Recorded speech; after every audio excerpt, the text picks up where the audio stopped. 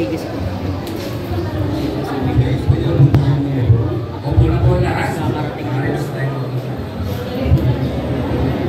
Ako po mga kabayan, palakpakan po namin ang pagdating po ng ating guest speaker, ang ating susunod na senador, Atty. Vic Rodriguez.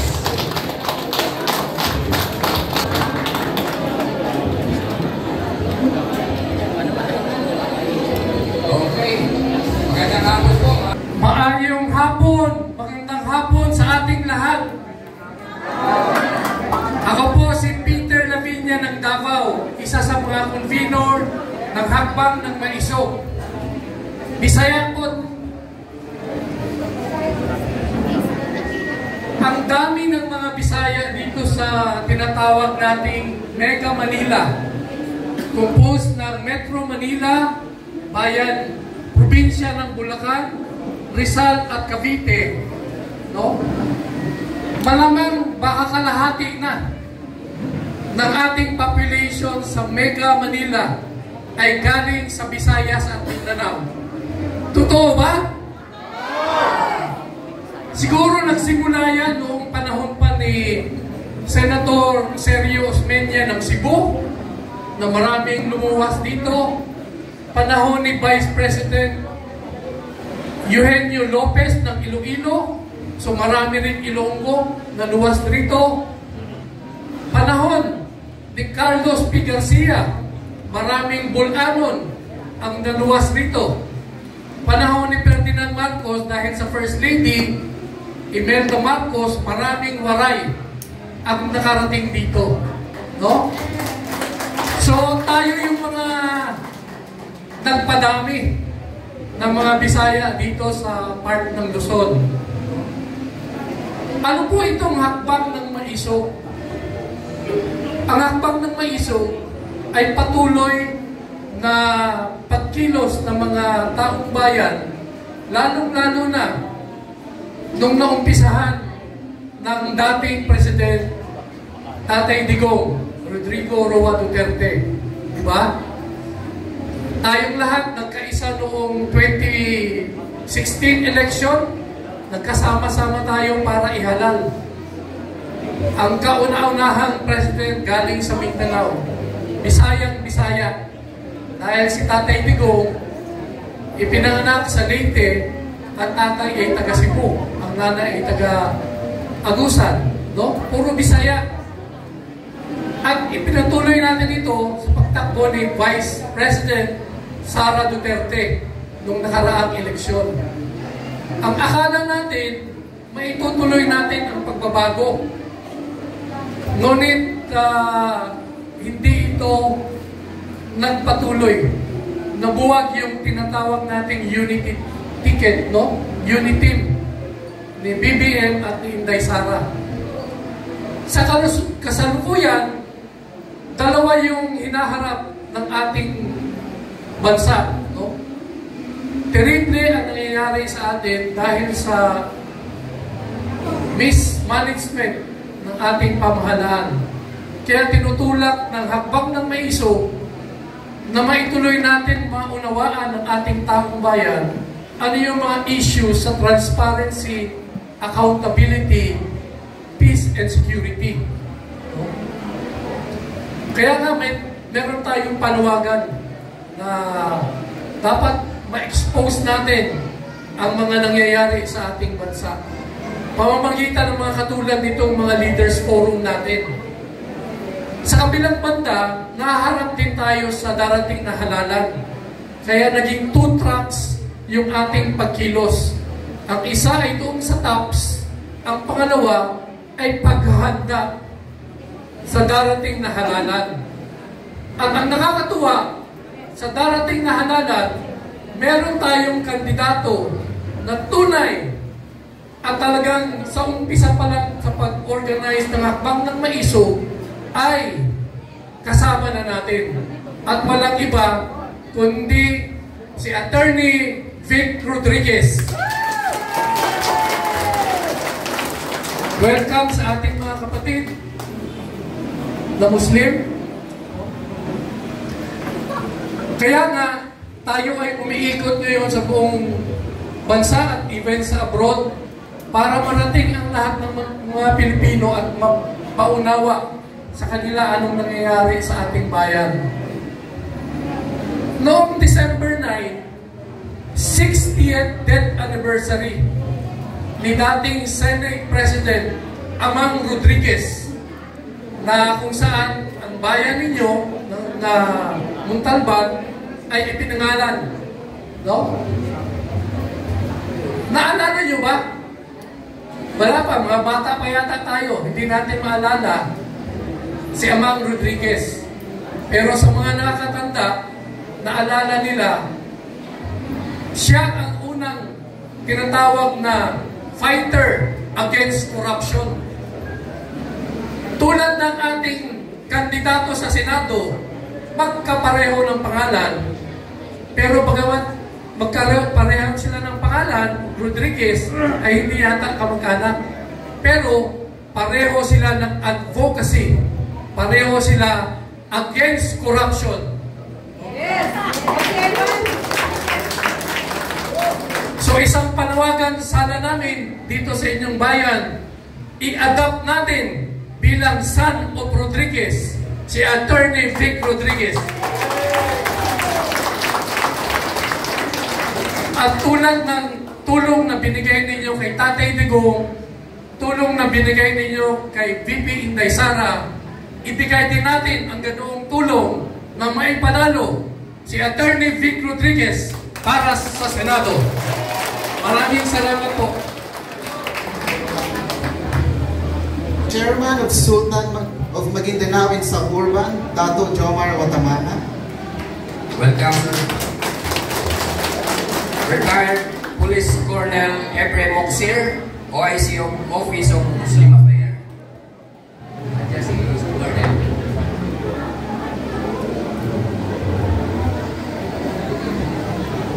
Narito rin po ang kinatawan ng ating Chief of Police, si Sir Iglesias. Andiyan sa labas. And of course, syempre ang ating mga incumbent councilors. We have Municipal Councilor Mark David Ako,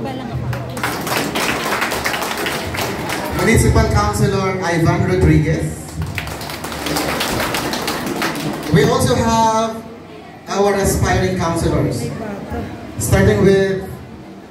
Nandito po si dating konsihal at ngayon po ay muling magbabalik si Sir Konsihal Arnold Rivera. Narito din po ang aking kaibigan, si JT Torrio. Narito rin po ang ating isa sa mga ating kababayan na waray-waray, si Sir Nat Roncales. At syempre, ang host ngayon natin, nandito rin po si Doc Ed Monares, kasama po ng CBS.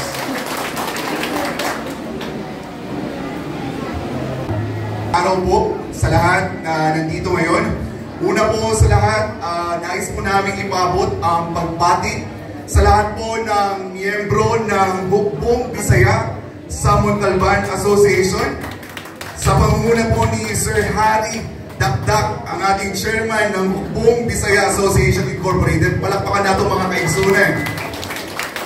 And also Samuel Balibalos, ang presidente sa Hukbong Bisaya Association Incorporated.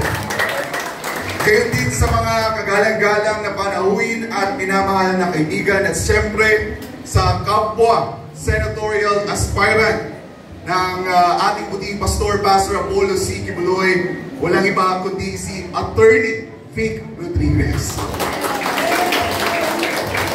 Una po sa lahat, sa mahal na spiritual leader, out-founder po ng The Kingdom of Jesus Christ, walang iba kundi si Pastor Apollo C. Kibuloy.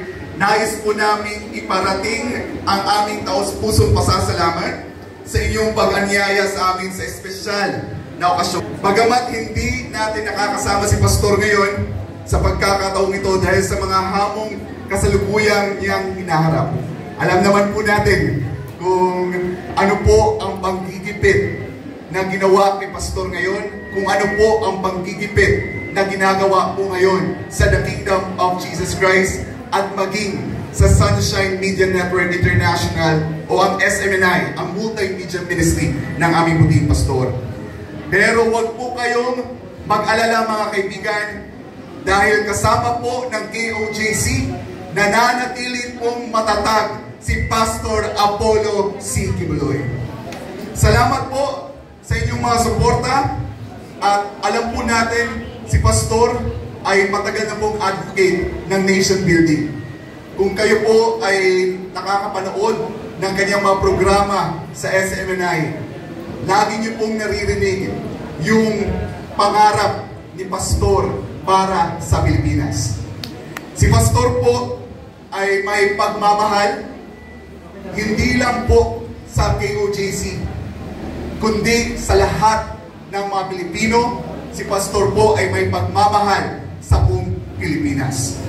At sa ngayon po, kami po ay nagpapasalamat dahil nabigyan po ng pagkakataon si Pastor Apollo na siya po ay tatakbo sa 2025 elections. Mga kaibigan, kung ano po ang nagawa ni Pastor Apollo sa The Kingdom of Jesus Christ, yan po ang nais ni Pastor na gawin sa ating pinakamamahal na Pilipinas. At isa po sa tagumpay ng pamumuno ni Pastor Apollo ay nakaugat po sa integridad, pagkakaisa, pagsunod sa kalooban ng Diyos, at higit sa lahat, ang pagkakaroon po ng prinsipyong walang korupsyon o zero corruption. Sino po ang pagod sa mga korap na opisyal? Parang kakaunti lang nagtaas na kamay. Sino po ang pagod na sa mga korap? Lahat po tayo pagod na sa korap. Si Pastor po pagod na sa korap. Tayong mga Pilipino ay pagod na po sa mga korap. Dahil alam po natin kung ano po ang nangyayari sa ating bansa. Kung nakikita po ninyo ating pinakamamahal na Pilipinas na pinamumunuan po ng mga korap na opisyal, mas maraming Pilipino po ang naghihirap. Gusto ba ito ninyo na magpadayon ta sa paglisod? Gusto ninyo? Raginay man. Gusto ba ninyo na magpadayon taglisod? Kapoy na kayo. Tama? Kapoy na kayo. Bisag unsay palingkamot na ito, dili yun na kalingkawas. Kay mahal kayo ang presyo sa mga palitunon. Tama? Ngunit kung sa may nabuhat sa atong mga gisaligan unta,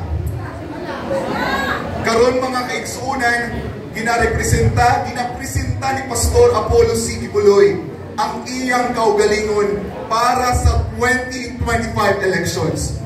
Kung unsa ang nabuhat ni Pastor nga zero corruption dito sa The Kingdom of Jesus Christ, gusto po niya isulong mga kaigsuunan diri sa Pilipinas. Zero corruption. Gusto ni Pastor magpatindog og Truth Commission. Di lang Vice President ang i-account nato, maski ang Presidente, maski ang nasa executive, mga secretaries, hangtod na sa pinakagamay na opisyal sa gobyerno, which is ang nasa barangay. Gusto ni Pastor i-account sila, pinaagi sa Truth Commission. O ikaduha, mauna ang kinasulti ni Pastor. Ito yung palaging sinasabi ni Pastor. Walang ibang parusa para sa mga korap na opisyal, kundi kamatayan. Yan ang gustong ibalik ni Pastor, ang death penalty. Dahil hanggat wala pong death penalty, hindi po matatakot at hindi po hihinto ang mga korap na opisyal na nakawin ang pera ng taong bayan. Kaya mga kababayan, kami po ay nagpapasalamat.